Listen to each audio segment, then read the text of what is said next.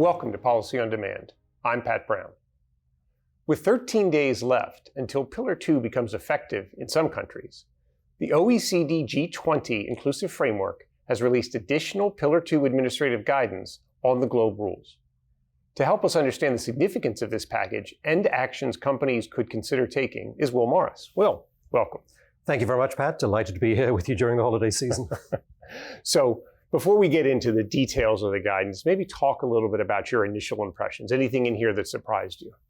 Well, it's been a great day. So I got up at 6 to read this. I went to the dentist, not an inapt metaphor for the rest of the day. Look, I mean, there are a lot of pages in here. I think what most people are going to be focused on is the anti-arbitrage rules. Right. There are other helpful things in here. There's a statement also about Pillar 1.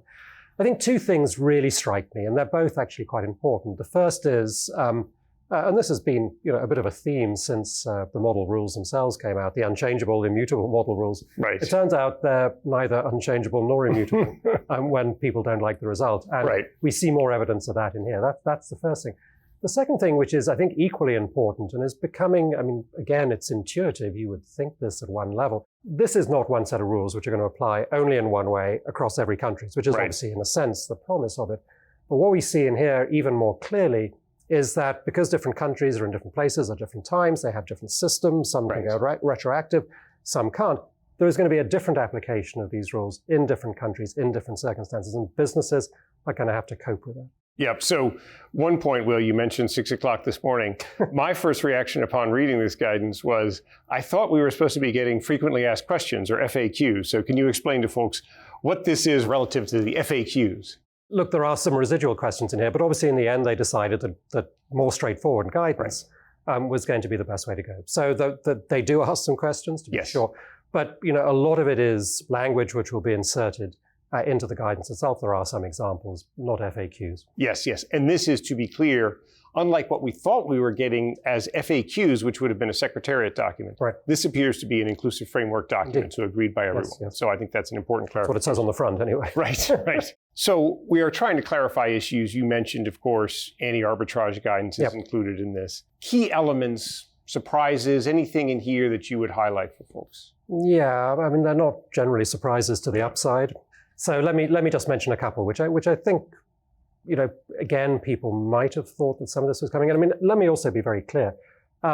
Once it became obvious that there was some innovative planning being done around the CBCR safe harbor in relation to using, financial income versus tax results, it was clear that the OECD was going to do something entirely appropriate. Right. Absolutely. But potentially, I think that they've overreached in some of these things. They're overbroad.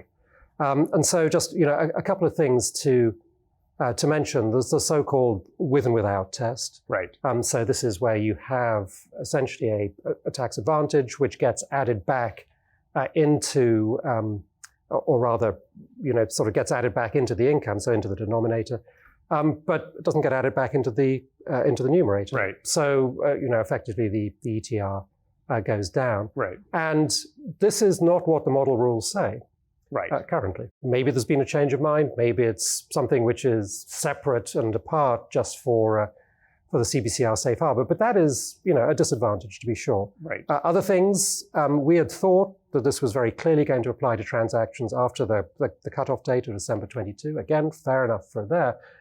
Now there's an implication that even if you make a very small change to an existing arrangement, which may have been done completely for business purposes before December 2022, that can infect this, and therefore that can also impact the CBCR safe harbor. Again, I don't think that was expected.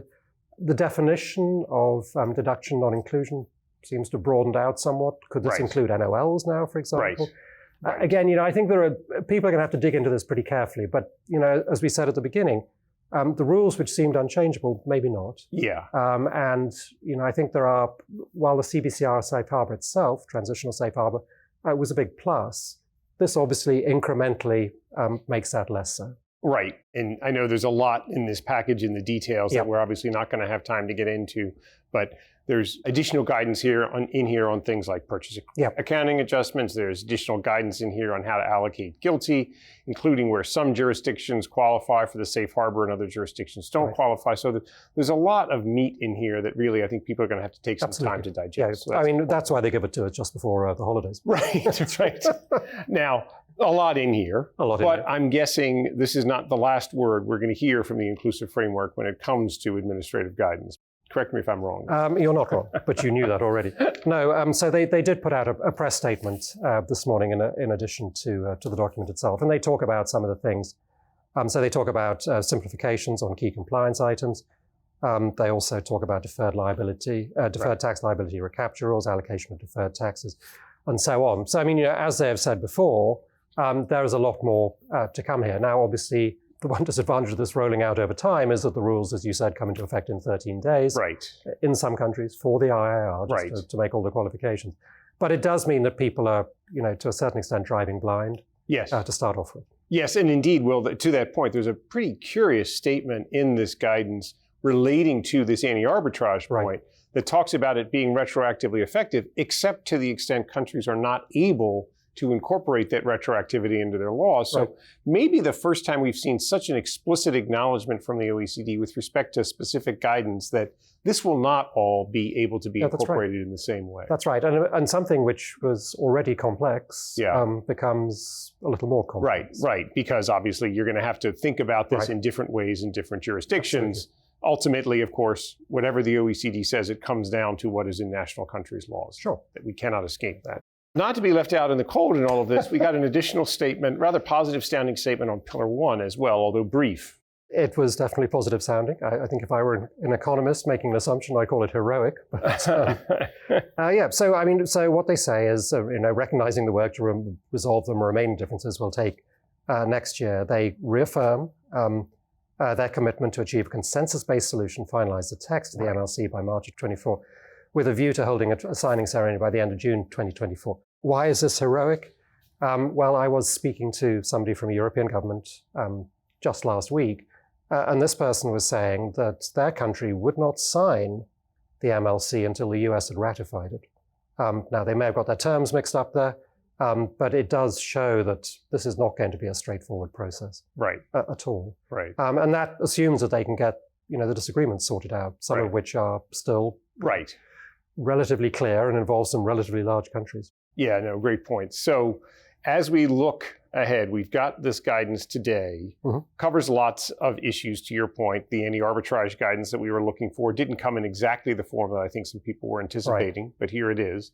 More detail around other aspects of the safe harbor, promises of more guidance to come, including around things like the treatment of deferred taxes, which is an issue that we know is on their radar screen, but we don't have resolution. So given all of that, what do companies do now, to your point, and the point we started with, 13 days until these rules take effect in some jurisdictions? Well, the folks at those companies should enjoy the holidays with their family and friends. After that, they should read this pretty carefully. I mean, I think particularly the anti-arbitrage rules, because it is the CBCR safe harbor, which will get many people out of the immediate application of these rules. And there are, as we've said now a couple of times, there are a few surprises in there. Yeah. And I think, looking at this, rerunning the numbers, making sure that the CBCR safe harbor still applies to you under those circumstances, I think that's going to be really important. But seriously, that is something for the new year. Yeah. And to your point, the country by country safe harbor, easily one of the most important things the OECD has put out since the original model rules as a simplification to make it easier. It's gotten a little bit harder now. It has. Yeah. It has. Okay, well, we're going to have to leave it there. Thank you very much for joining us. You're very welcome, Pat. And thank you for spending this time with us. Take care.